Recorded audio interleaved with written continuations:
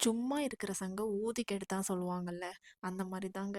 ரீசெண்டா second piercing பண்ணிட்டு metal earring போட்டிருந்தேனா, gold ஷாப்ல ஆசாரி அவங்க என்ன சொன்னாங்கன்னா, 5 டேஸ் கழிச்சு கோல்ட் போட்டுக்கோங்க அப்படி சொன்னாங்க. ஆனா நான் என்னமோ 2 வீக்ஸ் அப்புறம் தான் போட்டேன். பட் இருந்தாலும் செம்மையா இன்ஃபெக்ஷன் ஆயிடுச்சு. ஹாஸ்பிட்டல் போயிட்டு க்ளீன் பண்ணிட்டு மறுபடியும் என்னோட மெட்டல் கம்மலே எடுத்து போட்டேன். 2 டேஸா செம்ம பெயினா இருந்துச்சு. பட் இப்போ கொஞ்சம் ஓகேவா இருக்கு.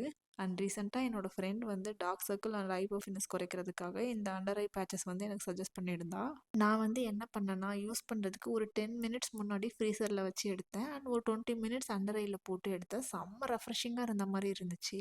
மெயின் மேட்டர் என்னன்னா, நீங்கள் ஒரு காஃபி லவர்னா இந்த ப்ராடக்ட் உங்களுக்கு ரொம்ப பிடிச்சிரும்னு நினைக்கிறேன். பிகாஸ் யூஸ் பண்ணுறப்ப காஃபி பவுடர் ஸ்மெல் நல்லா வந்துச்சு. ஐடி கம்பெனிஸில் ஒர்க் பண்ணுறவங்க இல்லைனா என்ன மாதிரி மார்னிங்லேருந்து நைட்டு ஃபுல்லாக ஃபோன் நோண்டிட்டு டார்க் சர்க்கிள்ஸ் வந்துருச்சுன்னு ஃபீல் பண்ணிட்டு இருக்கிறவங்களுக்கு இந்த ப்ராடக்ட் ரொம்ப யூஸ் ஆகும்னு நினைக்கிறேன். ஸோ அவ்வளோதான். இந்த ப்ராடக்ட் உங்களுக்கு வேணும்னா மறக்காமல் லிங்க்குன்னு கமெண்ட் பண்ணுங்கள்.